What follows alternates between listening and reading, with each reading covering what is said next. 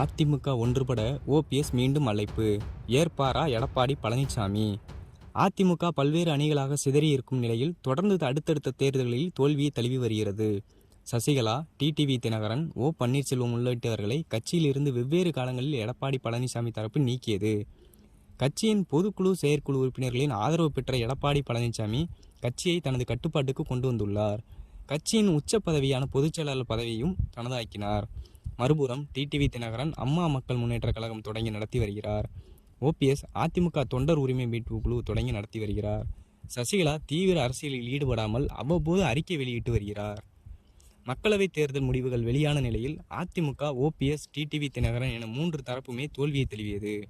எடப்பாடி பழனிசாமி தலைமையில் இதுவரை 10 தொடர் தோல்விகளை கிடைத்துள்ளதாக கூறப்படுகிறது. இந்நிலையில் அதிமுக மீண்டும் ஒருங்கிணைக்கும் முயற்சியில் புகழேந்தி, சேசிடி பிரபாகர், கேசி பழனிசாமி ஆகியோர் ஈடுபட்டுள்ளனர். சசிகலா, டிடிவி தினகரன், எடப்பாடி பழனிசாமி, ஓபிஎஸ் ஆகியோரை தனித்தனியாக சந்தித்து பேச நேரம் கேட்டிருப்பதாக கூறுகிறார்கள். இந்நிலையில் ஓ பன்னீர்செல்வம் அறிக்கை ஒன்றை வெளியிட்டுள்ளார். அதில் அதிமுக எனும் மாபெரும் மக்கள் இயக்கம் பிளவுபட்டு கிடக்கிறது. இந்நிலையில் விக்கிரவாண்டி இடைத்தேர்தலை எதிர்கொண்டு 11வது தொடர் தோல்வியை அடையக்கூடாது. 2019 விக்கிரவாண்டி தொகுதியில் அதிமுக பெற்ற வெற்றியை மீண்டும் பெற வேண்டும் என்ற எதிர்பார்ப்பு தொண்டர்களிடம் உள்ளது. கட்சி ஒன்றுபட்டால் தங்கள் பிடி தளர்ந்து போகுமோ என்ற சுயநலத்துடன் சிந்திக்க வேண்டாம். கட்சியை கைப்பற்றிக் கொள்வதை விட அதை பாதுகாப்பதே முக்கியம் என்ற பெருந்தன்மையான முடிவை அனைவரும் ஒன்று கூறி மேற்கொள்ள வேண்டும் என்று கூறியுள்ளார்.